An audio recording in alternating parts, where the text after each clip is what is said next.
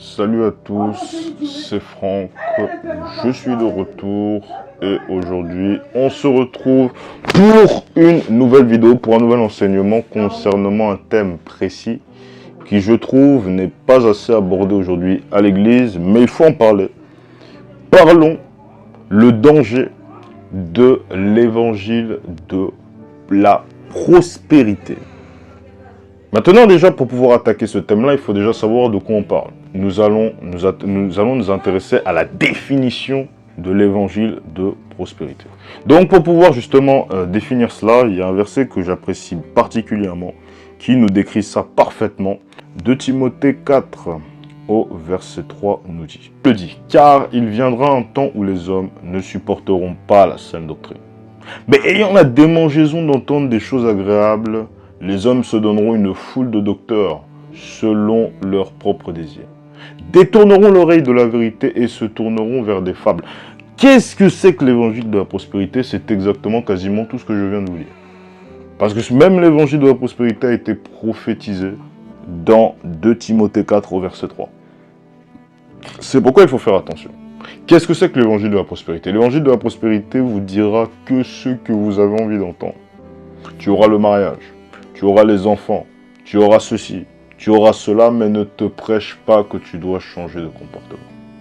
L'évangile de la prospérité te prêchera tout ce que tu as envie d'entendre. C'est pourquoi la Bible dit, ils se donneront une foule de docteurs conformément à leurs désirs, pour qu'ils puissent justement leur dire, tu prospéreras, tu auras le mariage, tu auras ceci, mais ils n'avanceront jamais dans la vie spirituelle. Ils n'avanceront jamais parce qu'ils seront concentrés sur les choses terrestres, chose même que la Bible nous déconseille. C'est-à-dire que dans l'évangile de la prospérité, on va te prêcher tout ce que tu as envie d'entendre. On va te dire que tu vas avoir le mariage, on va dire que tu vas avoir ceci. Si tu me donnes seulement un amen, tu auras ceci. Je ne dis pas que c'est mauvais, attention. Mais dans l'évangile de la prospérité, on va te prêcher que ça. Et on ne t'enseignera jamais sur la parole, sur la sainte doctrine authentique. Mais on te prêchera des fables et ce que tu as envie d'entendre pour que souvent tu puisses être amené à donner une offrande ou alors même ta dîme alors qu'on ne t'a rien apporté mis à part du rêve. Donc nous allons attaquer la partie 2. Donc partie 2 que j'ai appelée ce qu'il faut savoir. Donc ce qu'il faut savoir, donc en l'occurrence ce qu'il faut savoir non pas conformément à nos désirs mais conformément à la parole de Dieu. Qu'est-ce qu'il faut savoir? Parce que on me dira mais Franck, tu nous dis que l'évangile de la prospérité n'est pas bon. Alors, qu'est-ce qu'il faut savoir? Quelle est la priorité? Qu'est-ce qu'un enfant de Dieu doit faire? Et à quoi un enfant de Dieu doit s'attacher? Colossiens 3, à partir du verset 2, nous dit « Affectionnez-vous aux choses d'en haut et non à celles qui sont sur terre, car vous êtes morts et votre vie est cachée avec Christ en Dieu. » Alors, ce qu'il faut savoir, c'est qu'il faut s'attacher aux réalités, aux bénédictions spirituelles. Qu'est-ce qu'il faut? Bon, je vais vous donner un exemple. La joie, la paix. Nous devons, dans nos prières, arrêter de prier en demandant des choses qui sont physiques. Il faut arrêter, lorsque l'on prie, de demander des choses que... Sachant que Jésus nous disait, cherchez premièrement le royaume des cieux. Et toutes ces choses vous seront données par-dessus. Ce qui veut dire que si tu priorises ta vie spirituelle, si tu pries que le Seigneur puisse te donner vraiment le don, par exemple, du discernement, si tu pries vraiment que le Seigneur puisse te donner, tout ce qui va t'aider à avancer conformément à sa parole, que ce soit pour le mariage, que ce soit pour, je ne sais pas, l'argent, que ce soit pour le travail, que ce soit pour les enfants, toutes ces choses te seront données par-dessus. Et c'est quelque chose que l'évangile de la prospérité ne te vous dira pas. L'évangile de la prospérité vous fera croire qu'on a un Dieu qui veut nous donner seulement des choses physiques et il s'en fout des choses spirituelles. C'est faux. C'est faux. Donc qu'est-ce qu'il faut savoir? Ce qu'il faut savoir, c'est que notre priorité, à nous qui sommes enfants de Dieu, nous qui sommes disciples de Jésus-Christ, c'est de s'attacher aux choses qui ne périssent point. Et pas parce que le mariage, même vos enfants, tout va passer. Tout va passer. Mais qu'est-ce qui ne passera pas? La justice et le royaume de Dieu. C'est pourquoi cela, ça doit être la priorité et ça doit être la base. C'est pourquoi les messages qui vous diront « tu prospéreras, tu ceci, tu cela tout le temps » sont quelque chose qui, c'est une perte de temps et ça ne va pas vous aider à avancer car vous n'allez pas en savoir plus. Quatrième partie, le message. Quel est le message qu'il faut transmettre? Nous allons nous balader dans la parole du Seigneur, Jean 8, à partir du verset 32. La Bible dit, Jésus-Christ qui déclare, vous connaîtrez la vérité et la vérité vous affranchira. Donc ce qu'il faut savoir, c'est que, quel est le message que nous devons transmettre? Quel est le message qu'un homme de Dieu doit transmettre? Le message qu'il faut transmettre, c'est le message de la repentance. Le message de la vérité. La vérité, qu'est-ce que c'est? La vérité, c'est l'évangile de Christ. On pourra voir que lorsqu'on se balade dans Jean au chapitre 1, en descendant à partir du verset 20, on pourra voir que Jean-Baptiste, il a été appelé l'un des plus grands sur terre. Pourquoi? Parce que Jean-Baptiste était le seul qui parlait en prophétisant et en déclarant « Le royaume des cieux est plus proche, repentez-vous. Repentez-vous. » Mais aujourd'hui, donc c'est-à-dire que Jésus-Christ lui-même a dit Jean-Baptiste, il est le plus grand parmi les hommes sur cette terre, mais le plus petit qui est dans le royaume des cieux est plus grand que lui. Mais lui là, il avait cette particularité d'avoir le franc-parler en disant aux gens repentez-vous. Déjà aujourd'hui, comment? Il y a de moins en moins d'églises qui pratiquent cela.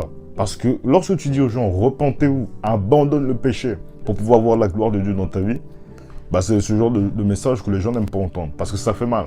On n'a pas envie de changer. On a envie de rester tel quel.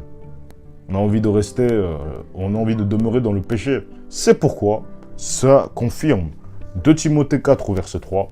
Ils se fabriqueront, parce qu'ils ne supporteront pas la saine doctrine, ils se fabriqueront des docteurs qui leur prêcheront des fables.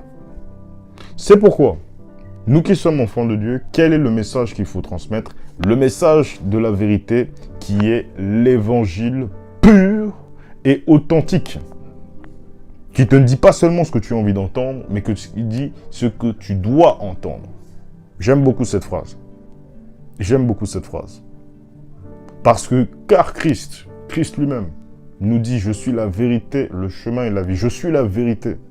Ça veut dire que, sachant que Jésus nous aime, car il nous aime, il nous dit la vérité. Ce qui fait que le message essentiel que nous sommes transmettre, ce n'est pas le message que tu as envie d'entendre, mais c'est un message qui peut te choquer même, qui c'est la vérité pour que tu puisses être totalement affranchi comme nous l'avons lu dans Jean 8 au verset 32. C'est ce message-là qui commence petit à petit à disparaître, petit à petit. Donc, nous allons attaquer la partie 3 concernant l'évangile de la prospérité, les miracles. Qu'est-ce qu'il faut savoir au sujet des miracles? Alors, vous savez, pendant que je parle, il faut savoir que ceux qui font en général l'évangile de la prospérité, leur but premier, c'est d'attirer un maximum de monde. Maintenant, qu'est-ce qui va attirer un maximum de monde? Donc peut-être c'est vous. Vous savez, dans les assemblées, parfois il peut y en avoir certains qui se doutent, qui se disent « Ah, est-ce qu'on ne me fait pas un évangile qui me dit seulement ce que j'ai envie d'entendre ?» Et ces ouvrières d'iniquité déguisées en apôtres de justice vont passer par les miracles pour pouvoir tromper les enfants de Dieu.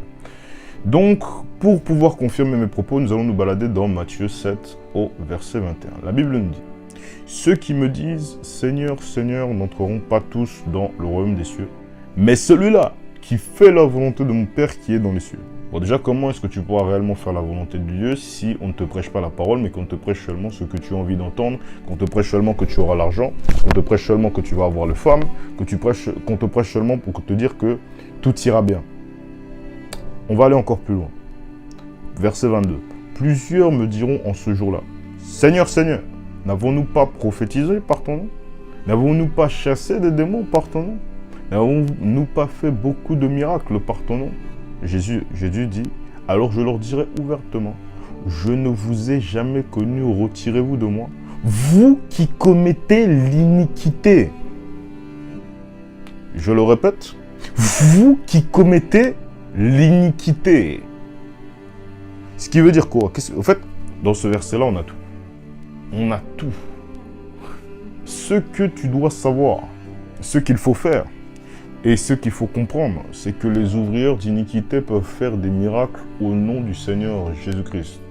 Car lorsqu'on se bat dans la parole du Seigneur, Jésus lui-même disait, « Quiconque croit en mon nom, ils chasseront les démons, ils accompliront des miracles, ils ressusciteront les morts, ils chasseront les démons. » On a eu dernièrement un témoignage d'un frère qui nous disait, « Moi, quand j'étais musulman, les gens priaient Allah, disaient, voilà, ils priaient pour que je puisse être guéri, ça ne fonctionnait pas. Donc, qu'est-ce qu'ils ont fait? Eux, ils connaissaient un petit peu la Bible, ils ont prié au nom du Seigneur Jésus-Christ, et donc ils ont réussi à guérir la personne par le nom du Seigneur Jésus-Christ. Donc, si des musulmans qui ne sont pas et qui ne marchent pas conformément à la sainte doctrine qui est la Bible, ont pu réaliser des miracles, ça veut dire que n'importe qui peut réaliser. Ne croyez pas, j'aimerais vous dire que, ne croyez pas que les miracles, ne croyez pas qu'il n'y a que les hommes de Dieu, ne croyez pas qu'il n'y a que les enfants de Dieu qui pratiquent les miracles. Non. D'ailleurs, beaucoup pratiquent des miracles même pour tromper le peuple. Pour que le peuple continue à donner des offrandes et ainsi de suite. Ça fait partie du piège. Mais pour pouvoir comprendre cela, il faut avoir le discernement. Ne croyez pas que parce que vous voyez quelqu'un faire des miracles, qu'il n'est forcément de Dieu. Non! D'ailleurs, on pourrait même prendre l'exemple de Judas. Judas, qui est connu comme étant le démon fait chair. Lui-même, il a pratiqué des miracles. Lui-même, il a pratiqué des miracles. Donc, bon, bref. Ça, c'était une parenthèse importante. Les miracles ne confirment pas que tu es un enfant de Dieu. Voilà, ne confirment pas que ce que prêche la personne est vrai. Non, parce que n'importe qui peut faire des miracles dans le nom du Seigneur Jésus-Christ. Si moi, demain, je vais voir un aveugle, je lui dis, monsieur, Jésus peut vous guérir. Tu vois, même si je suis dans le monde, hein, j'ai Jésus peut vous guérir tout ça. Il me dit, ah bon, tout ça, laissez-moi prier pour vous. Je prie pour lui, l'aveugle retrouve la vue. Ça ne veut pas dire que j'appartiens à Jésus. C'est ça qu'il faut comprendre. Ça ne veut pas dire que quelqu'un qui fait des miracles appartient à Jésus-Christ. Et c'est ça que je veux que vous compreniez. Ok. Maintenant, nous allons encore entrer dans les choses sérieuses. Quelles sont les conséquences de l'évangile de la prospérité? Lorsqu'on se balade dans Galates 4, à partir du verset 1, la Bible nous dit « Or, aussi longtemps que l'héritier est un enfant, je dis qu'il ne diffère en rien d'un esclave. » Bref, qu'est-ce que ça veut dire? Déjà, l'héritier, c'est qui? L'héritier, c'est nous. Nous sommes héritiers de la vie éternelle. Maintenant, la Bible nous dit autant. Donc, c'est-à-dire que l'héritier, tant qu'il demeure un enfant, il ne diffère en rien d'un esclave. Comment tu peux être un enfant? Lorsque tu ne connais pas la vérité. Comme tu ne connais pas la vérité, tu demeures un enfant. Comme tu ne connais pas la vérité, tu restes esclave. Esclave de quoi? Esclave du mensonge. Car, encore une fois, Jean 8 au verset 32 nous dit « Vous connaîtrez la vérité et la vérité vous affranchira. » Mais comme l'évangile de la prospérité te donne ce que tu as envie d'entendre, comment tu pourras sortir du mensonge si tu ne connais pas la vérité? Si tu ne connais pas la vérité, tu vas rester dans l'aveuglement. Et lorsqu'on se balade même dans la parole du Seigneur, Matthieu 15 au verset 17 nous dit, Jésus-Christ qui disait, « Si un aveugle conduit un autre aveugle, les deux tomberont dans la fosse. » Donc l'enseignement qui prêchait l'évangile de la prospérité, tu tombes dans la fosse. Mais également, ceux qui le suivaient tombent également aussi dans la fosse. On prend tout le monde. Ils diront, ah ouais, mais non, mais tu vois, Seigneur, tu vois, hein, c'est lui. Ouais, mais non, c'est toi. C'est ta responsabilité, tu dois savoir. Chez Dieu, il n'y a aucune circonstance atteignante. On va dire, mais c'est la faute à circonstance. Non. Tu sais. Si tu ne sais pas, tu devais savoir. Tu devais lire. Je pourrais même prendre l'exemple des catholiques. Pourquoi est-ce qu'ils sont encore dans le catholicisme? Mais c'est tout simplement parce qu'ils lisent pas la parole de Dieu. C'est parce qu'ils lisent pas la parole de Dieu. Si un aveugle conduit un autre aveugle, les deux tomberont dans la fosse. On te prêche l'évangile qui te dit « tu prospéreras, tu réussiras, tu partiras dans les pays, etc. » Comment tu veux accéder au royaume des cieux en ne connaissant rien de ce qui est censé t'y emmener? Alors voilà pourquoi ça se confirme ce verset. Tu tomberas dans la fosse si tu demeures et si tu restes dans cet évangile-là. Tout simplement. Si tu restes dans cet évangile-là, tu vas finir tout comme les musulmans, tout comme les catholiques, tout comme les autres, en enfer. Parce que tu ne demeures en rien d'un esclave, tu es esclave du mensonge, donc tu es esclave du diable, et les esclaves du diable, ils finissent pas au royaume des cieux, mais en enfer. Mais les esclaves de la justice finissent au royaume des cieux, avec les fils qui sont destinés à la vie éternelle. Voilà pourquoi j'appelle un appel alerte. Donc salut à tous, donc je me suis rendu compte que je n'avais pas conclu la vidéo, donc je vais le faire maintenant. Donc déjà, si je peux faire vraiment une conclusion concernant l'évangile de la prospérité, la conclusion c'est l'analyse. Il faut analyser, voir et se poser les bonnes questions, notamment lorsque vous allez dans votre église. Est-ce que votre église est concernée par l'évangile de la prospérité? La question qu'il faut se poser, c'est depuis que je suis dans cette église, qu'est-ce que le Seigneur Jésus-Christ vous a appris? Si vous avez eu des révélations concernant la parole, si vous avez eu des bons rappels concernant la parole de Dieu, là dans ce cas, c'est bien, vous êtes dans la bonne église, cette église-là va vous aider à évoluer. Mais si vous voyez que on vous prêche seulement ce que vous voulez entendre et qu'on ne touche pas au mystère de la parole de Dieu, dans ces cas-là, il faut se poser les bonnes questions. Priez vraiment que le Saint-Esprit de Dieu puisse vous donner la révélation, que le Saint-Esprit de Dieu puisse vous communiquer à ce sujet, afin que vous puissiez voir si oui ou non vous êtes dans le bon endroit. Alors j'espère que cette vidéo-là vous aura plu. Voilà, donc le prochain thème de YouTube, normalement, ça devrait être concernant la musique mondaine. On va faire un long enseignement dessus. Bref, n'hésitez pas, comme d'habitude, à partager la vidéo, à liker, à vous abonner afin que les frères et sœurs puissent être édifiés par votre partage. Et vraiment, que le Seigneur vous bénisse. Il y a encore beaucoup de choses qui vont arriver sur YouTube. Allez, salut.